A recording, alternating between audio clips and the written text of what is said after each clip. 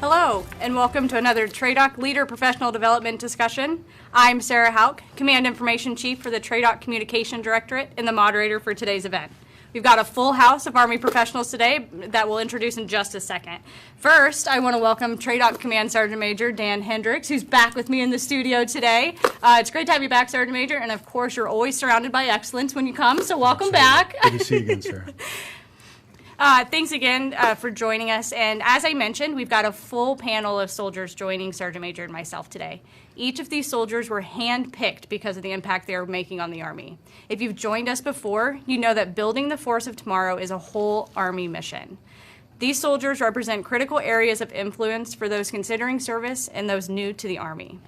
The work they are doing by sharing their stories of service have been recognized across the force as a way to give a glimpse into what service can look like. We're grateful to have each of you here today. So we're going to start off with some introductions. So Corporal Aaron Batley, why don't you go ahead and get us started? I'm Corporal Aaron Batley. I am a 68 Echo dental specialist stationed out of Fort Drum, New York, and I've been in the Army for 4 years now. I'm Staff Sergeant Bernardo. I'm a 74 Delta Chemical Specialist. I've been in the Army for 10 years, and I'm currently going through the recruiting course.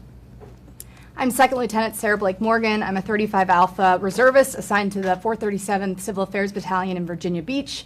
I am a late-in-life lieutenant, joined the Army at 31 after reporting and being a journalist for 11 years. I embedded with the 82nd Airborne Division in South America, and I came home and saw a recruiter. Good morning. My name is Staff Sergeant McLean. I am a 25 Hotel Network Systems NCO. I'm the FY22 Drill Sergeant of the Year for the United States Army Drill Sergeant Academy out of Fort Jackson, South Carolina, and I'm happy to be here. Good morning. I'm Sergeant First Class Cornelia. I'm a detailed Army service recruiter out of Margate, Florida. I'm also 92 Alpha automated logistical specialist, and I'm one of the top 50 Army recruiters for FY22 and FY23. I've been in the Army 14 years. Good morning. I'm Sergeant First Class Jason Gantz. I'm a 79 Romeo recruiter stationed at Fort Knox, Kentucky. I've been in the Army for 14 years. I'm the TRADOC Instructor of the Year for FY22. Thanks all of you for taking the time to come spend some time with us to share your Army stories. Truly a heavy-hitting bunch here. So, just thanks for sharing your experience with us. And before we get started, I want to, as always, remind everyone who's tuned in to ask questions in the comments, and we'll try to get them answered during the show. And with that, we're going to go ahead and get started. So, service in the Army and the military in general is constantly changing. The individuals here, including Sergeant Major, can attest to that. The Army he joined looks and operates much different than Corporal Batley's Army that he joined. So today we wanted to dig into those differences just a little bit. And Sergeant Major, we're going to start with you. So you're the one, you know each of these individuals either on a personal basis or through just getting to know them on their digital platform. So can you give us a kind of an overview as to why you wanted to get them all together and have them share their stories with us? No, absolutely. So, Sarah, it's always good to be back with you. One, the second thing you may have heard her talked about, that the Army is a lot different from when I joined versus some of your other panel members today. It's really just code for, I think, Sarah saying I may be a little more mature than the soldiers sitting here today. What I would tell you, and I really wanted to do this will be my last LPD that I get to sit with you, and I wanted to finish it with the folks that are dealing with the number one priority for the United States Army, and that is, it's all about recruiting and accessions. And so as we look at this problem set, TRADOC has a huge part of this piece, and it's simple if you look at our motto.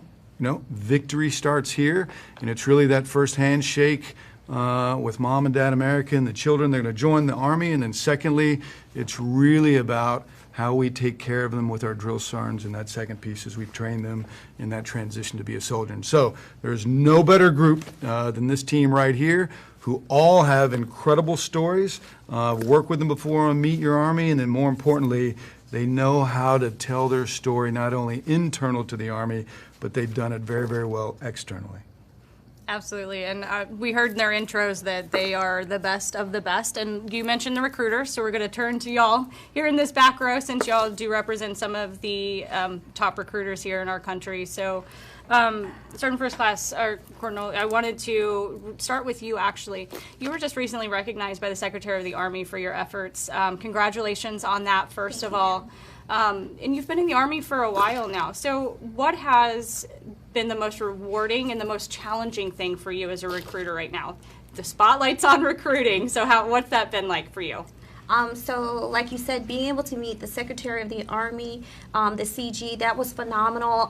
You don't know that coming in as a recruiter, so definitely I chose to be a volunteer recruiter because I wanted to help change lives, so it wasn't about incentives or anything like that. But being a United States Army recruiter, you can get a lot of awards. Military schools, I recently got Master Leader course, so that's an outstanding school. So if you're really going career progression, USAREC definitely takes care of you. Also, being able to meet, everyday people and share your story and inspire them to want to be in boots too, like yourself, that's phenomenal. So it's been outstanding. Challenges is it's hard because you got to help change the narrative of what people perceive the Army to be to versus what it really is. So once you do that, it's pretty much easy after that. And I'm going to pull on that string a little bit. How are you leaning into showing them what it really is? Because like you said, you probably have people come and sit in front of you at your desk as you're trying to encourage their service that don't have the clearest picture. So how do you change their perspective on those kinds of things? So USAREC allows us to have this program, HRAP, Hometown Army Recruiter.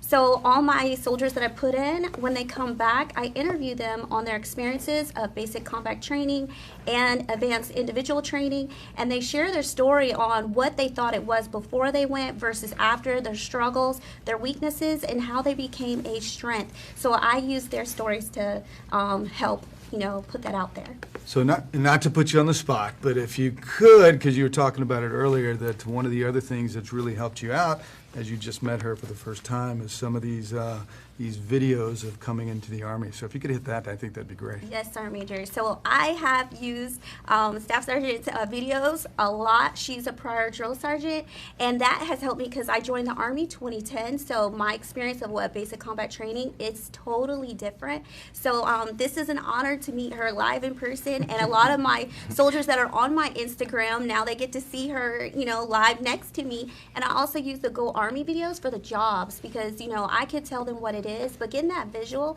and they're sitting in my chair, it's like they can then see, hey, do I see myself doing this? Oh, I didn't know that's what it was. So getting that visual is phenomenal. So I wanted to shift to you, Sergeant First Class Gantz. You as also a top recruiter, how is your approach? Is it similar or is it different? How are you introducing the clear picture of what Army service is like when somebody comes to see you to ask about how they can join? Yeah, first and foremost, we have to understand that I look at this as a people business, right? And if you lead with clear intentions, a good heart, and be an ambassador to your community, the conversations open for themselves. And through those connections, we're finding the brightest minds in our country. Fantastic. And how do you use your own personal story of service? Because you have found success as an instructor of the year in part of your other service. So how do you use your own story to encourage service? Yeah, so using my own story is, again, the connection piece, but I think being real, and telling your story in a way that's digestible to not only civilians but soldiers as well. And they view you in a different light, which opens up numerous possibilities of them seeking leadership positions in the Army or even considering joining the Army. And I'll tell you, Sarah, and we had this discussion multiple times, and I was just as problematic. And so everybody thinks to be a recruiter, you have to be this massive extrovert. 2 years ago, when I sat down with the top 10 recruiters for the United States Army, the top 3 were big introverts. And I would tell you, Sergeant Gantz hit it on the head. It's all about just being true to who you are. And there is a misperception that they have to be an extrovert. It's just, it's incredible when you see it in person. And we've learned just through different LPDs and obviously what you guys are sharing right now that realness is what encourages service and has really been resonating with the audience that we've been reaching out to. So I wanted to turn the attention down here to down here at the bottom row who do have a digital presence, and they are sharing how you guys are walking through your service right now. Corporal Batley, let's start with you. I know you are the youngest here. Your service is the most new. So what encouraged you to get into the social media space, the YouTube space with 40,000 plus followers and more than millions of views? So what encouraged you to do that? So all throughout my life, I was kind of a creative person, and just videography in general kind of interests me. And so all throughout high school, we would do video projects. And so when I joined the Army, before I was actually in, I would try to research, kind of what they touched on. What am I going to be actually doing? How can I see myself doing what I'm supposed to be doing? And the information wasn't out there. And so I kind of took it upon myself, and I also kind of wanted to create a time capsule for myself on YouTube to kind of look back. And so when I joined, I just documented my life and the journey of joining the military. And at first it was just for me, and eventually after basic training, like, my videos blew up. I get all these comments like, "Hey," and that was kind of telling me, like, this is people want this. People could actually use this. This could help a lot of people. And so I just kind of continued on, and it just grew from there. Yeah, and I'll tell you, Sarah, Batley's being a little modest. We had him, and matter of fact, the front row here did a great LPD with every first sergeant and sergeant major in USAREC talking about the power of influence through social media and the positive stories that they tell. And because they're genuine, like I was blown away. And if he's up there in 10th Mountain, right, God's country, and I would say has a huge following just because he's honest about, hey, here's what the Army is really like. And I know Senator Bernardo and Ramirez is the same way. She has a huge following as well. She's been doing it a little bit longer. But what encouraged you to, I know you enjoy photography or videography, but why put it out there? Why share your journey in a digital space? For me, whenever I was younger, I just started watching YouTube. I just kept watching YouTube, and I was like, it became a hobby, and the Army is my life. So instead of hiding that, I wanted to show more about it. And like what he was saying, whenever I wanted to join the Army, there was not that many videos about it. And then I became a drill sergeant, and I wanted to kind of show the world, hey, we are humans. We are just like you. And I just wanted to put it out there. Fantastic. And I wanted to turn the tables on you, Sergeant Major. So these individuals, they're using their service as a platform to share what the Army is doing. Obviously, that takes a lot of work-life balance to be able to capture those stories as they're walking through them. How do you get leadership buy-in for them to be able to film pieces of their career? Because obviously some of these pieces are coming from their training. So how do you balance that? How do you say this is a fantastic thing as a leader? Yeah, as a leader, there's a couple of things. One is most of them are doing it, whether you know it or not, as a leader, right? And so you really want to become aware of it and then make sure they understand, hey, here are the rules and the regulations associated with the DOTI that follows guidance in this space. But it's also about, as a senior leader, at the end of the day, it ain't about you. Matter of fact, when you're talking to the youth of America and those folks that are going to be the next generation to join, you're the last person they want to hear from. You're the institution. You got to understand it, and that's why we've done so many events where we do meet your Army, and we will take out young folks like Corporal Batley and the team here, and we will go to events, and we'll go to high schools and colleges, and we'll go to the Houston Rodeo and just let them tell their story. And it's powerful. It is truly powerful. It really is. And again, your views on your videos is inspiring enough. Did either of you ever think that what you were doing, just having fun, enjoying something as a hobby, was going to be impactful? No, not at all. If you were to tell me back in high school, like, you're going to be flown out to Fort Eustis, Virginia to tell your story, I would not have believed you. And it's very, I'm blessed to be in a position where I'm at today. Sergeant Bernard. Same here. I didn't think that my videos would blow up that much. And then I was kind of afraid about the leadership and kind of posting on social media, but then meeting Sergeant Major Hendrex and how he was so open of me sharing my story because it's just genuine. It was just amazing to have a leader like that. And I will, and Sergeant McLean can attest to this. When we went through the airport there at Jackson, we were departing. Bernardo was with us, and I would tell you what, you would thought the paparazzi showed up. Everybody kept walking up to her, wanted to take photographs with her, and it was all because she was saying, here's what you have to do to be prepared to go through basic combat training. It was impressive. That's pretty impressive. And again, just a testament to the individuals that you want to bring to have these kinds of discussions. So we talked about storytelling a little bit. Second Lieutenant Morgan, so your journey is definitely different. You're a reporter in your not your past life, but a reporter for the first half of your career. So how have you used that experience as a storyteller, as a civilian, and brought it into your reservist life now? Well, I can't say that I'm more excited to hear the conversation that's happening here, because genuine, real stories is what the Army needs more of. And I don't think I realized until I got into the Army how many incredible, inspiring stories that there are. So it's easy. I mean, for me, I had a following because of my news career, but I was, tweeting from crime scenes or tornadoes or things like that.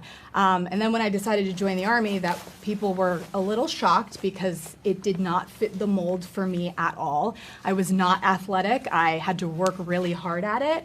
But so I started sharing my story, and then I went through basic training, and I realized all of these incredibly inspirational stories around me, and they're not hard to tell.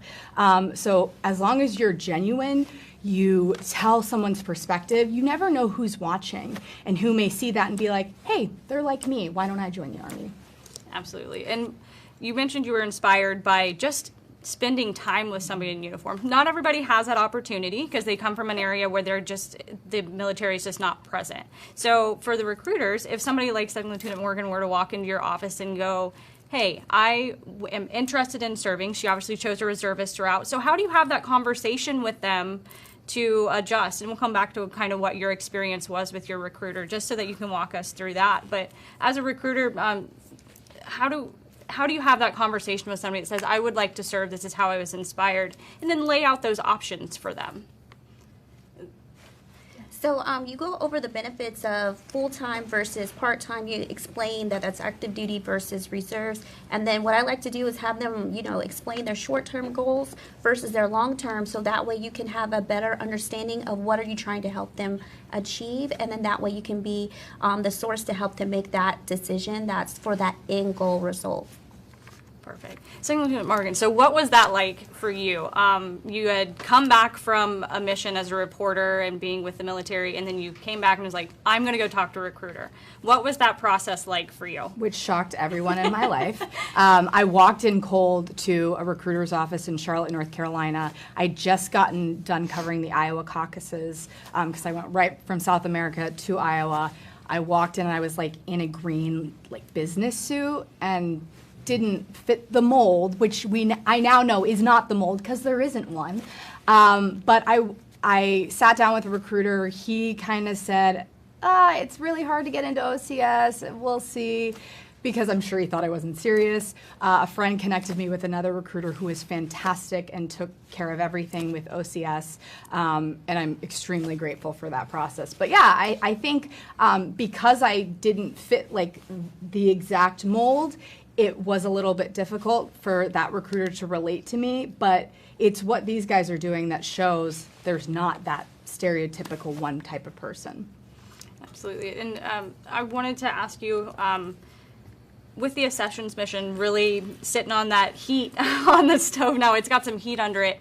Has your outlook or your goals or your mission as a recruiter changed or adjusted to the new spotlight that recruiting is under? I would say we've adjusted in terms of energy.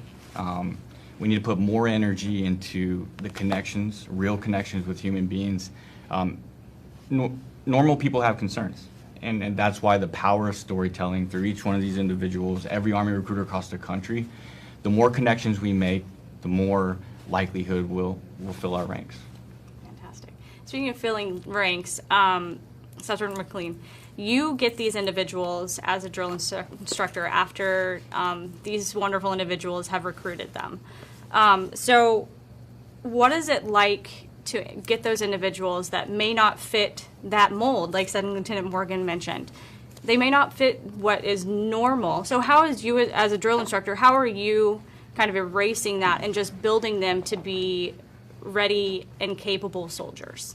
Yeah, so, talking about the mold, you gotta, when they come to you, you have to like baseline them. And what I mean by that is no one person is different. We're all the same. Right? We all have our stories which brought us to this point, and at this point now I want to know, okay, how are we going to build a cohesive team so then we can get after, doing the training to get them ready to be soldiers. Fantastic. And the Army obviously has a couple of new programs that is bringing in soldiers in a different light, like the Future Soldier Prep course. So how you have a lot of experience as a drill sergeant. So how has the drill field or being a drill sergeant adjusted to those soldiers who may be coming from the academic track or the fitness track? Are they just coming in like they would normally? Are you adjusting them? How are the drill sergeants working with them in that program too? Yeah, so twofold. So the first half of what your question. So there's no change, right? When they get to basic training, they're like any other soldier. What we've noticed though is that those trainees who are coming from the Future Soldier Prep course, right? They are a lot more motivated and they are taking leadership roles from early because they understand, hey, the Army, they gave me something. They helped me get to this point, and now I really want to get after what I want to do in the Army. And then to the second half, as they're coming into the Future Soldier Prep course, a lot of them, like I said, they're very motivated to be there. And they just needed that one thing, that one obstacle to get over in order to serve in our Army. And I think that they are extremely proudful. And what I want to say is, I talked to one of the trainees who were over there not too long ago, and I mean her story is pretty incredible. So just backstory real quick. She came from Jamaica. She just upped and left to take care of her family, her kids, and her mom and dad. Came to New York. Once she got to New York, she didn't know what she wanted to do, bouncing from house to house, job to job. Her motivation to actually join the Army was someone who she came up from Jamaica with joined the Army, and she moved down to Texas.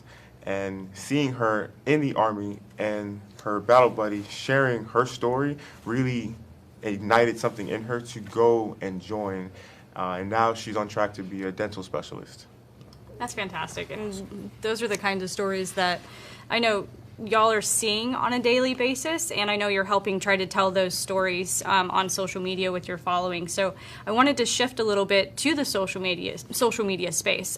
We have recruiters who are in the social media space. There's some that use it in a much different way.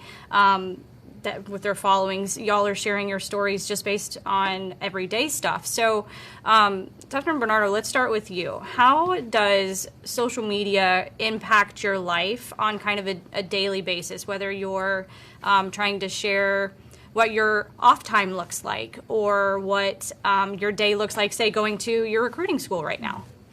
I would say with me, it's a lot of people don't see what we do in the back end. A lot of planning, editing, making sure the music's right, making sure there's a storytelling. But it's pretty much just going through my life, taking a video of it, and since I've been doing it for so long, it just became easier and easier, and being able to share it throughout the world. I go to every different duty station, and someone knows who I am, yelling my name, oh, I follow you, and it's just a big networking thing for me too. And Second Lieutenant Morgan, you mentioned you had an audience that followed you from your first career to now your second career. What has it been like? What kind of impact does your social media following have on your life now as a reservist? I would say in the civilian world, more people have come up to me and said, oh, okay, you're not what I thought of when I thought of a soldier. And hey, my daughter is now considering it and things like that. My biggest thing that I try to do is just be honest and real. A lot of people, soldiering comes easy to. I'm not that person. And as I said earlier, I've had to work really hard at it. So I'm not going to sugarcoat, how much it took me to train up to pass the OCS 4 mile. Like, that was a huge accomplishment for me because I was not a runner. So being real and honest and open, because maybe there's someone out there who's struggling who says, okay, I can't do it, but they see someone who also had to work hard and it might resonate with them. Fantastic. I mean, and those are the things. Inspiring service. Now there's somebody's daughter who is considering it just from seeing you as a soldier now is pretty fantastic. Those impacts are everlasting, honestly. I wanted to, for the drill sergeants, we know we have some that have fantastic voices on social media. Why is a drill sergeant's point of view important in telling stories and inspiring service? Because you guys have a very different role. It can be a little intimidating. So why is it important for y'all to share your stories in that space as well? Somebody hit it on the head earlier in the show. Drill sergeants are humans too. I think people look at drill sergeants as the the leader figure. They look at us as the leader figure, and they get scared, they get intimidated. They don't want to say certain things.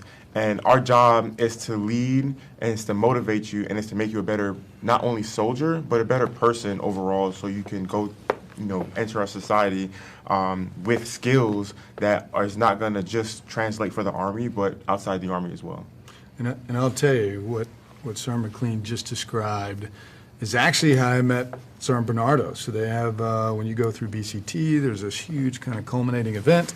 It's called the Forge, and I heard Command had asked her to kind of capture that in a short 2 to 3 minute video. And what it really shows you is our drill sergeants leading from the front in this event. And so not just barking and screaming at him and yelling, but literally up front, competence, faith, and trust, and building that over time, taking them through this event. And if you watch that, it gives you the power of what the drill sergeant can really do, and it shows you, when you bring that cohesive team together, how successful you can be. Fantastic. We were kind of talking about cohesive teams. Each of you has a different experience of what that means, just from your military experience. Corporal Batley, I wanted to ask you, how do you, because building trust and confidence is one of the big communication points that I'm sure all of y'all are sharing on a daily basis. How important is it to you to be sure that you're sharing those Army values and what you are capturing on a daily basis? I think it's very important. I think especially because that's, like you said, it's the Army values. If you're going against that, it's going to make you look like a hypocrite, and who's gonna trust you, and how's that gonna make you trustworthy? Could you repeat the question? I'm sorry. I just wanted, so y'all's missions are to share the Army story, and you're making sure that those messages are in line with the Army values. So how important is it for you, and how do you do that? That'd be the better question, is how do you be sure that what you're sharing is in line, giving an accurate picture of what the Army is?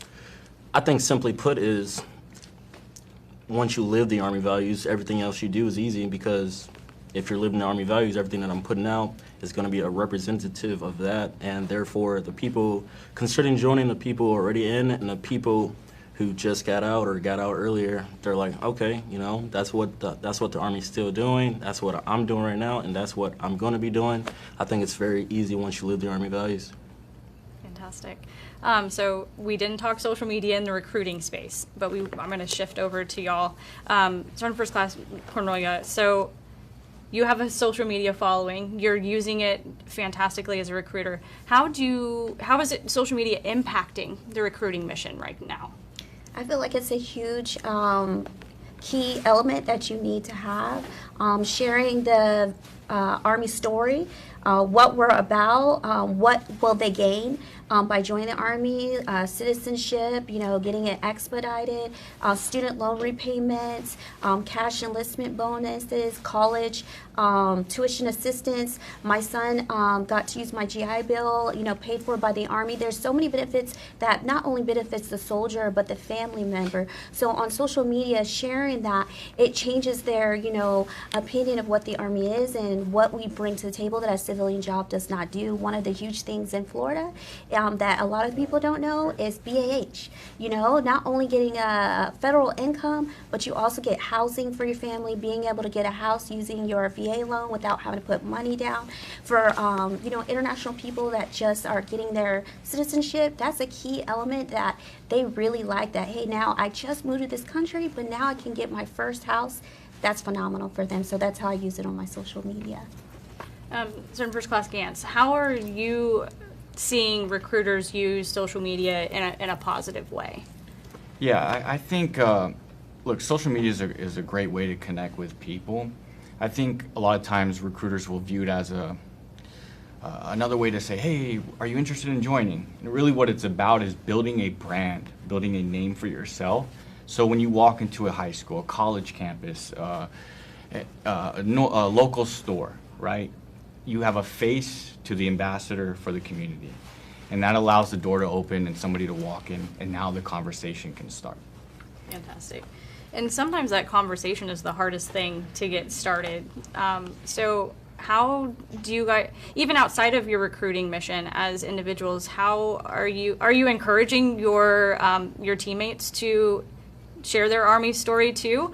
How are you driving internally to share your story? So, Staff Sergeant Bernardo, how do you encourage your friends to maybe not get on social media, but have those conversations? How do you explain how important it is? Well, right now I'm going through the school, so I'm kind of telling everyone, hey, start your social media. And it's not even just about, hey, pushing out the Army. It's pushing out, like he said, yourself and being very genuine. Also, it helps with networking. And it's like, if I'm going to be a recruiter in California, so if I need someone to go ship from Florida, I'm going to call her up, and it's another network thing. And then also, this is how Corporal Battley and I have met, was because of social media and just talking throughout the years. So it works out. So we are going to talk a little bit about the reserve side of things. Your story, while it wasn't on social media, you saw it. Can you walk through why you were inspired to serve? Everyone has a different story of inspiration as to why they walk through that recruiter's door. But why exactly spending time with those soldiers on one of your stories? Why was that inspiring to you? Absolutely, and I love talking about it. My friends and family have heard it way too much, I'm sure. But for me, I was the granddaughter of a battlefield commission.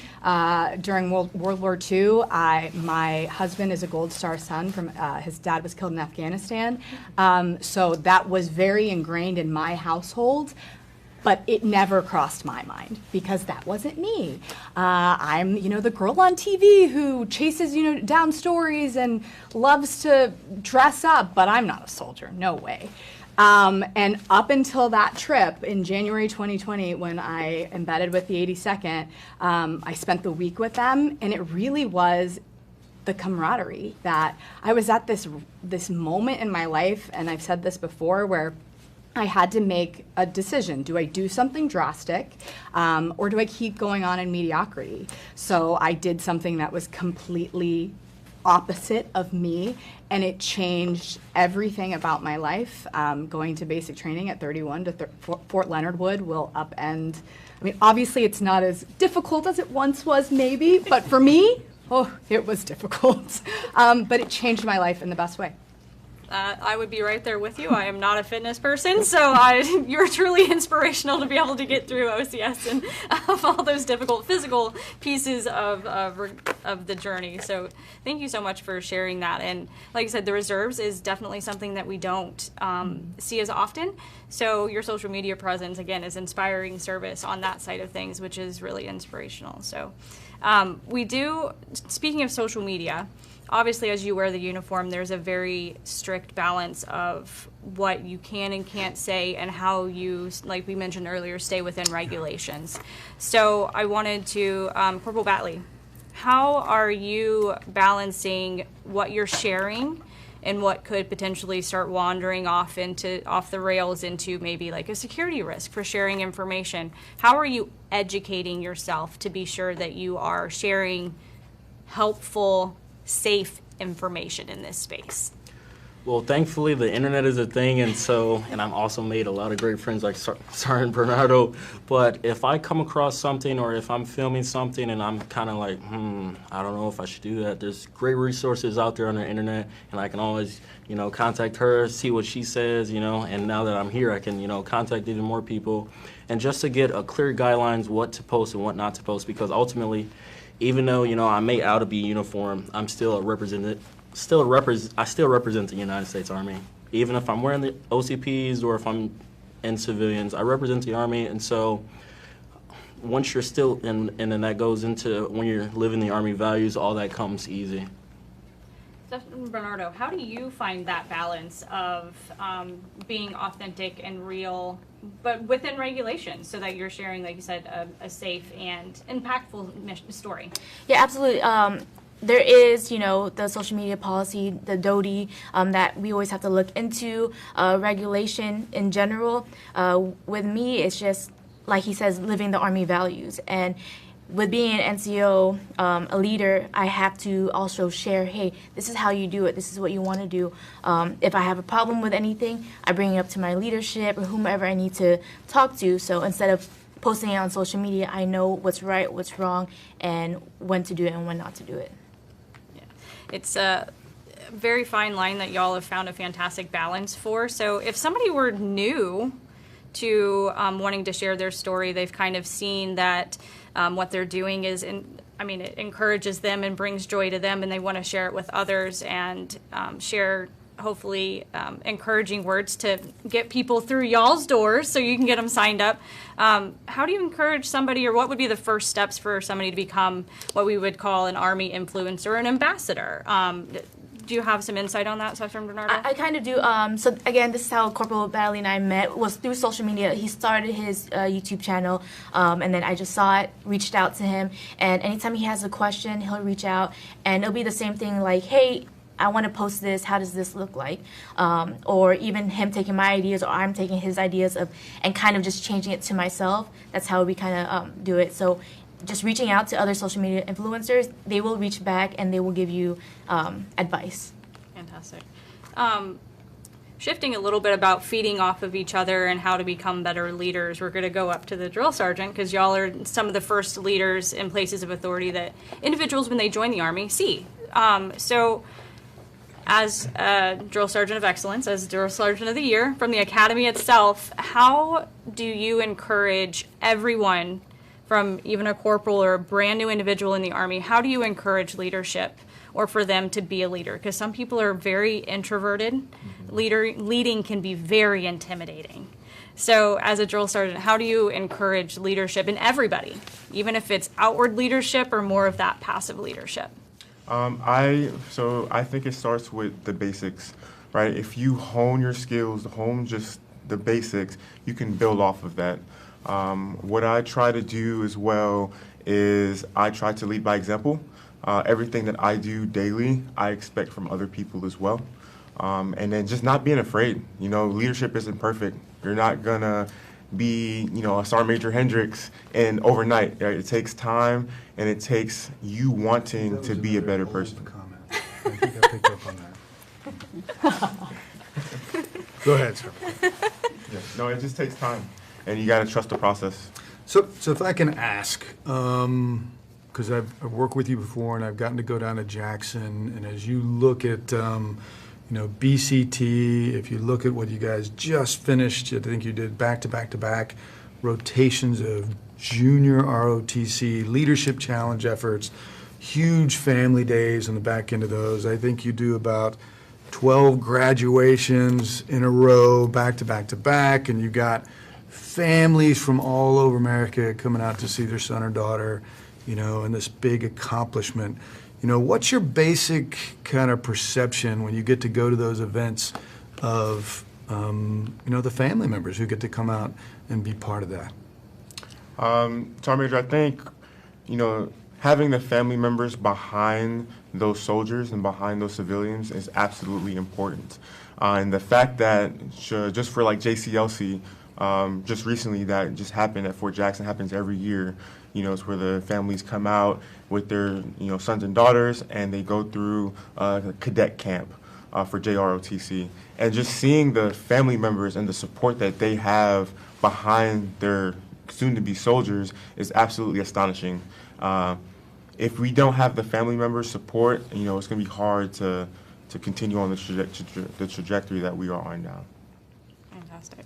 I do have a question for our recruiter. So, speaking of family members and that support, sometimes it's hard for people to make that leap. They come talk to you, but they just can't really step over the line and want to sign on the dotted line. How important is it for y'all's information that you're sharing on social media or just with them, important for their family members and those in their corner to know, to help encourage them to take the leap and make that tough decision to serve? It's a big commitment. So how important is it for family members, like you mentioned, to be hearing your messages as well? So regardless of the age, I recommend for all Army recruiters, if they're a teenager, even if they're 18, 19, I always ask for a mom, dad, if both parents can't come with them to the initial appointment, bring at least one, because sometimes they think they're an adult, they know everything, but when they have mom or dad there, mom and dad thinks of things that they didn't think, like questions, what should they be asking, etc. So, and then they don't realize that as a soldier, you're only as strong as your family support, having that, spouse or whatever. So if they are married, we have their spouse come in also with their kids, because guess who's going to be left in the rear when they go off to drill sergeant over here? Their wife or their husband. So having them at that initial appointment, they can ask, hey, what do I have to expect? How do my bills get paid? All that. So you're including them and they feel a part of a team, which is what the Army is. We're a family. And like he said earlier, be authentic as a recruiter. Put yourself in their shoes, what it was like when you were once, the applicant in the chair. How would you want to be treated? What would you want from that Army recruiter? So I highly recommend for all Army recruiters, have a parent, have a spouse there, and have them write those questions before they come. 9 times out of 10, when they come to the appointment, they forget them because they're nervous. So if they write them down before they go to the appointment, you can let them sharpshoot you, and that builds that trust where it's not planned, it's raw, it's real, like he said, being authentic at the end of the day. Sergeant First Class Gantz, are you seeing, what are some of the most common questions you get from those family members or those significant others that are coming with them to these appointments? Is their picture kind of unclear as to what Army service really looks like as well? Right. I think a lot of first we got to understand 2023, right? It's the age of transparency. So I think when somebody isn't able to make that step, there's just a little bit of trust or credibility that's missing. That missing link might be the spouse, might be the family, might be the mom, the dad. And what I see the majority of the time is just maybe misinformation or myths that need to be broken through communication between a recruiter and a civilian. And really, most parents support the child. It's when we separate them and the recruiter tries to close the deal before we meet the family. We're a family, right? So everybody needs to be involved in this process. Nothing like having a family involved before you gain a whole new family, as cheesy as that sounds. Before we end, I wanted to kind of get some words of advice or inspiration from each of you for somebody who may be on the fence about their service or maybe too young to kind of get involved yet. So I'll kind of bounce around and see. So Second Lieutenant Morgan, if somebody that had approached you, it was like, I'm nervous about service, what would you say to them that would make them turn around from you and go find a recruiter like you did? I mean, I've had these conversations. It's something, my former commander calls me the golden retriever because I'm still very excited to be here and I love the Army so much. And all these people on Twitter say that will go away eventually, but I'm going to hold on to it as long as I can because the Army has completely changed my life and everything about me. I was terrified. I think because I had this very stable life, I had a career, I had a family, I had a house. We had just purchased a house a month before I shipped to basic. Those 6 months leading up to my ship date, I would wake up in the middle of the night just like, what have I done? And of course, as I shipped to Fort Leonard Wood and got off the bus, I thought that many times going through those 10 weeks. So yeah, you're going to be scared. But you should do things that you're scared of because that's when you have those life-changing moments. So I'm the example of what the Army can do. It can change you in every way. I'm going to jump up to Staff Sergeant McLean. So how do you take somebody wide-eyed and terrified off that bus and turn them into somebody who is just as motivated and loves the Army just like Second Lieutenant Morgan does? How do you do that? It really starts by leading by example. Us being out there in front. So in basic training, we have what's called the first 100 yards, and that is our time to show our new trainees, hey, we are not above anything. We do the same things you do. I'm going to show you exactly how to do it and how to become, a soldier of the United States Army. It's really just about motivating them every day as well. Fantastic. Staff Sergeant Bernardo, since you have been a drill sergeant, and now you're becoming a recruiter. Those are some of the tougher jobs that kind of make people a little nervous about their careers. How would you inspire service having worn both of those hats, or soon to be worn both of those hats? With me, honestly, it's just sharing my story. It's one of the things that the recruiting college is telling us to do as well, just sharing our story. I was once in their shoes. I was scared. I didn't know what was going to go on, but also just saying what I've accomplished, and then also having that social media and having those videos that I'm actually there and showing them, it kind of helps the situation out. Corporal Batley, you have the shortest Army career so far. I'm not discounting you in any way. I'm not counting you out yet. So how do you inspire your peers? Because your peers are very different than everybody else's peers. So how would you communicate to somebody who comments on one of your videos, why should I join?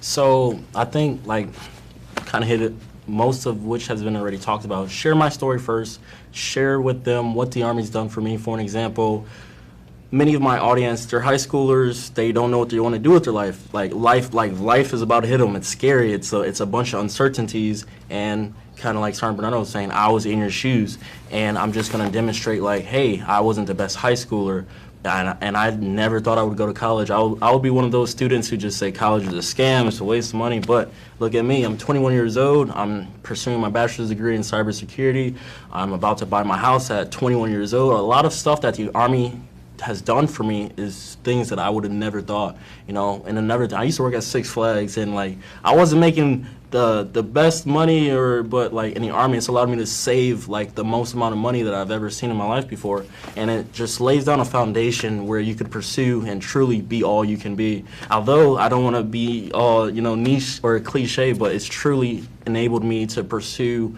as you can see from my YouTube, Aaron B TV, if you're watching. It's really laid that foundation for me to pursue truly whatever.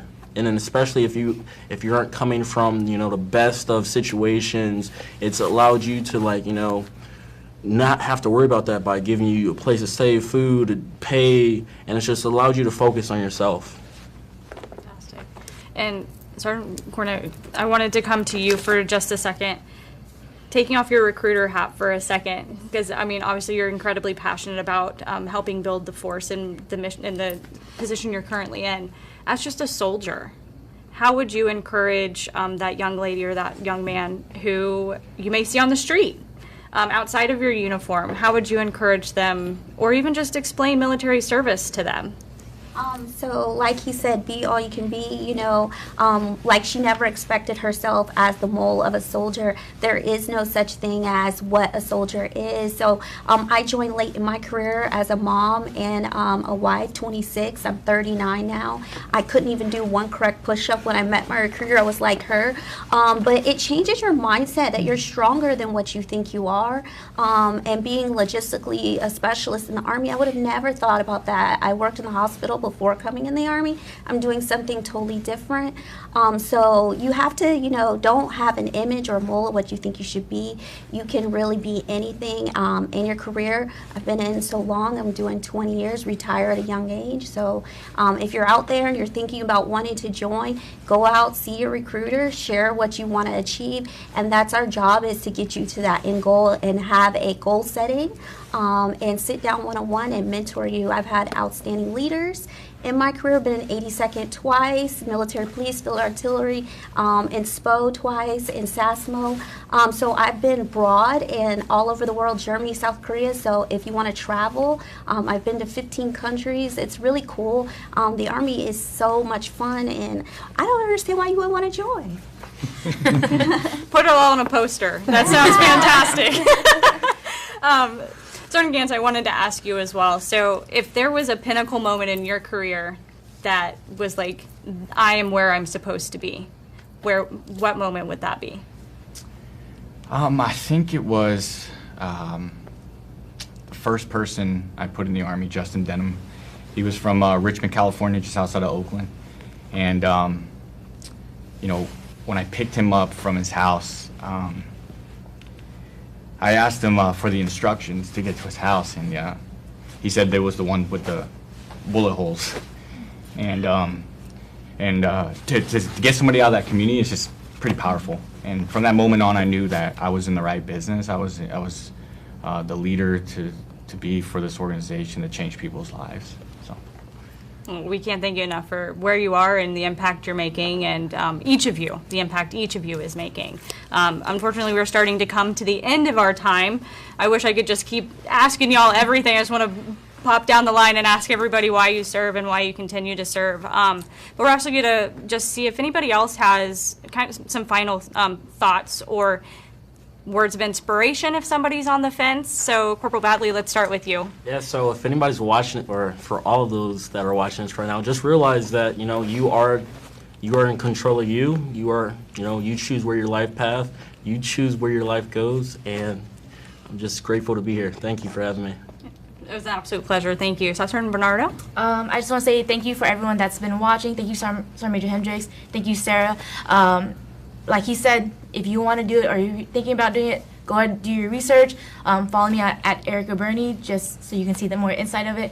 And yeah, just do it. There's no regret that I've had. So also, I want to say hello to my mom, dad, and my spouse, Liz. Second Lieutenant Morgan, any final thoughts for us? Yeah, I'll talk to any aspiring reservists out there, since I'm the only reservist here. You can be both. You can have a fledgling career in the civilian world, and you can wear this uniform and have adventures and experiences like you never expected. I am still a journalist, and I am a soldier, and I love both equally, and I have to keep those lives separate, and I'm still learning that. But I said it before, and I'll say it again, it's the best decision I ever made. Fantastic. Sergeant First Class McLean. Gantz, sorry. We'll go this way, sorry. Fine. I just wanted to end with leadership's a skill, so it's perishable. And I think too many times we lean on trackers and spreadsheets, and I think really what we're looking at is we need more people that know how to communicate, that have the right mindset, that have a zest for life, and if we can start training and honing in those skills, we'll be a better force. Also, like Sergeant B said, I love you, Mom, and my wife and kids. So thank Why you, does Sarah. everybody forget about Dad? Why is Dad I left said out? that. Sergeant First Class Cornelia. So I wanted to shine light on the soldier referral program. As a recruiter, I gotta share this for leadership for all soldiers in the United States Army. It is a program that privates through private first class can get promoted within 60 days of somebody that they refer joining the United States Army and ship it out to basic combat training to see these 2 high-speed drill sergeants out there. Also, if they are in the ranks of specialists or above, they're a non-commissioned officer, they can get the service ribbon. It's a great program where they can get 10 promotion points. They can get it up to 4 times, so that's 40 points. So anybody out there that's chasing points, refer somebody. How do they do it? They go to www.goarmy.com/refer. And you can also text to GoArmy, RFRL. I highly recommend that you go out there and do that. And then I want to say, if you're in South Florida, Broward County, hit me up at 954-263-2271. I would love to be your recruiter, share my Army story, and get you in boots and help change your lives. So thank you to Command Sergeant Major Hendrex and Miss Sarah for having me here. It's an honor and a privilege. Thank you so much. And Well done. you are on it. I could never pull all that information out of my head. So Sergeant McLean, any final thoughts for us before we sign off tonight? Yeah, first and foremost, Sergeant Major Hendrex, thank you for having me. Sarah, thank you so much. The conversation was amazing. I loved it. I do want to say to all of my drill sergeants out there, don't shy away from going out and telling your story and having a conversation with not only civilians but other soldiers as well. People have a perception about what basic training is, and as we all know now, basic training, drill sergeants and drill sergeants overall, we're leading more with dignity and respect. All right, we are more innovative, we have more creative thinking, and we solve problems differently than what drill sergeants back in the 60s and 70s did. Not to discredit them, however, we are thinking in modern day 2023. So I just want to encourage you to go out there and tell your story, and just always remember, Brown's job is where Brown is. It's the saying that I always say, I always try to say every chance I get, and it's just be the best version of yourself anywhere you go, in any conversation that you have. So that's all I want to say. Man, there's like posters. I want everything they say on posters in my office.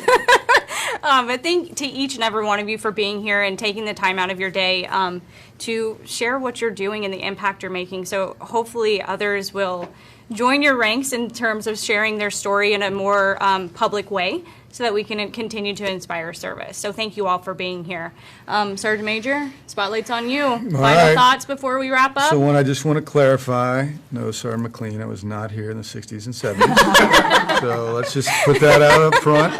Part 2 is, so look, and you saw it here today. You have 6 different stories right here of why they joined. And you could go across the Army, and everybody joins for a multitude of reasons. You will see it, and it varies as much as our height or anything else. But what's really amazing about the Army, because I don't think that's the big question. The big question is, why do you stay? And it really starts to get into a couple of things. The power and the purpose of what you get to do and be a part of, that cohesive team in support of your nation. And then, and you hear us say this all the time, that we truly stand on the shoulders of giants. And it's the folks you get to work with. And I think these 6 soldiers here with us today are a perfect representation of that. And as I look at being in the 4th quarter of my career, I will walk away very proudly that we've got the right leaders in place as presented here today that will carry this Army forward and continue to do great things. So thanks. It's always good to work with you, Sarah.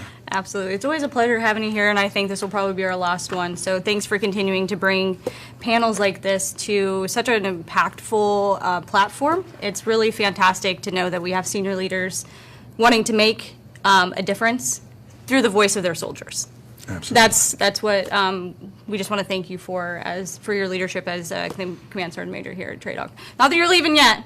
This is your last LPD, so I had to say that, and I had to say thanks for continuing to bring what right looks like in the Army from the TRADOC spotlight. So thank you for that. And as we've heard today, service in the Army in 2023 looks different to each individual who raises their right hand. Their Army story will change as the Army continues to change. We've heard how each of these people have adapted and embraced change throughout their careers and how they've found success.